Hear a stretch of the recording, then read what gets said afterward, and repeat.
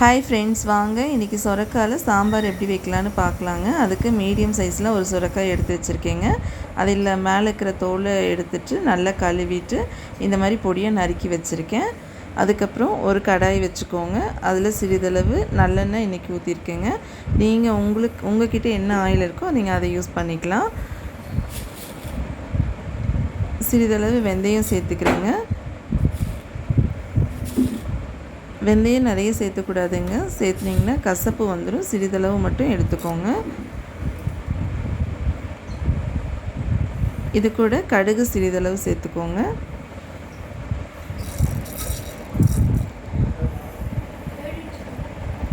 பாருங்கள், இது ரெண்டும் நல்லா பொரிஞ்சு வரணும்.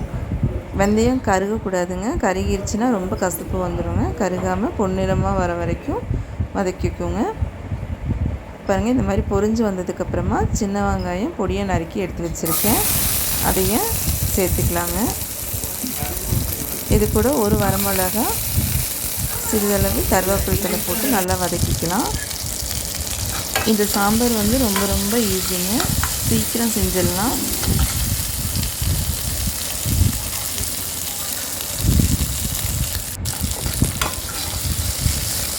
பருப்பு வேக வைக்கிற டைமில் நம்ம இந்த சாம்பார் நம்ம செய்ய முடியுங்க. பாருங்கள், இந்த மாதிரி நல்லா வதக்கி எடுத்து வச்சுக்கோங்க.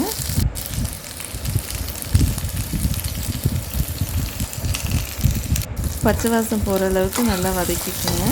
பொன்னிறம் ஆயிடணுங்க.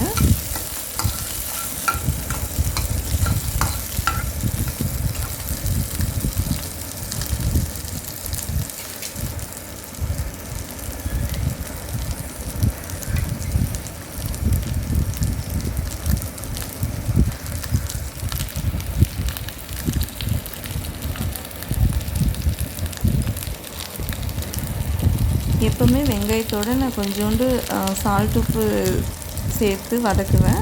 ஆனால் இன்றைக்கி நான் சொரக்காய் போட்டு வதக்குறதுனால சொரக்காய் போட்டதுக்கப்புறமா உப்பு சேர்த்திக்கலாம் அப்படின்ட்டு இருக்கேங்க. பாருங்கள், சொரக்காயை பொடியாக கட் பண்ணி வச்சுருந்த சொரக்காயை நான் இதோடு சேர்த்து வதக்குறேங்க.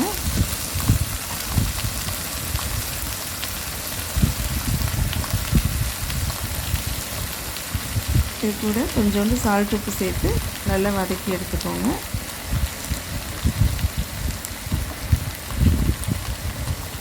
சுரைக்காய் இப்படி இந்த மாதிரி வதக்காமல் போட்டிங்க அப்படின்னா வலுவலுன்னு இருக்குங்க. நல்லா இருக்காது, டேஸ்ட்டும் நல்லா இருக்காது. இந்த மாதிரி நல்லா வதக்கி அந்த கலர் மாறினதுக்கப்புறமா நீங்கள் குழம்புல சேர்த்துக்கலாம். எலுமிச்சம்பழம் சைஸில் ஒரு புளி ஊற வச்சுருக்கீங்க.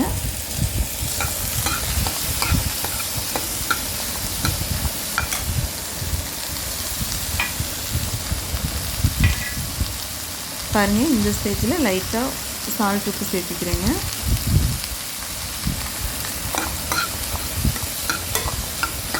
இந்த மாதிரி நல்லா வதக்கி எடுத்து வச்சுக்கோங்க.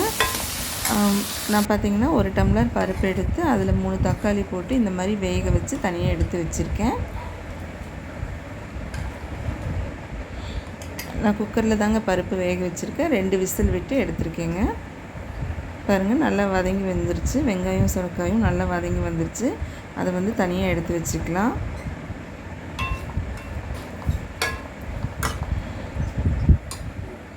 சுரைக்காய் பார்த்திங்கன்னா கலர் எல்லாமே சேஞ்ச் ஆகிடுச்சு. இந்த மாதிரி ஸ்டேஜில் நீங்கள் அடுப்பை ஆஃப் பண்ணி எடுத்து வச்சுக்கோங்க. பாருங்கள், பருப்பு எடுத்தாச்சு. இது கூட கரைச்சி வச்ச புளி தேவையான அளவு சேர்த்துக்கோங்க.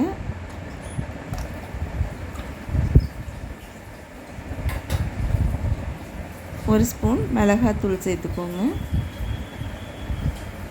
2 ஸ்பூன் சாம்பார் தூள் சேர்த்துக்கோங்க. இது வீட்டிலேயே அரைச்சி வச்ச சாம்பார் தூளுங்க. மல்லித்தூள் 2 ஸ்பூன் சேர்த்துக்கோங்க.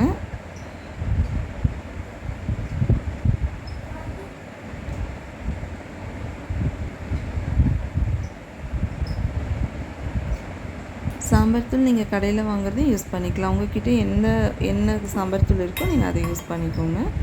அது 2 ஸ்பூன் சேர்த்திக்கலாங்க. கல்லுப்பு கொஞ்சம் சேர்த்திக்கலாம். கல்லுப்பு போடுறவங்க அளவு தெரியாதவங்க கல்லுப்பு சேர்த்திக்காதீங்க, சால்ட்டே போட்டுக்கோங்க. ஏன்னா கல்லுப்பு வந்து அளவு தெரியாமல் போடும்போது உப்பு ஜாஸ்தியாயிரும். அதுக்கப்புறம் நம்ம வதக்கி வச்ச வெங்காயம் சுரைக்காயும் அந்த சாம்பாரோடு சேர்த்திக்கலாங்க. இது கூட கொஞ்சோண்டு பெருங்காயம் போட்டு நல்லா கலக்கி விட்டுக்கோங்க.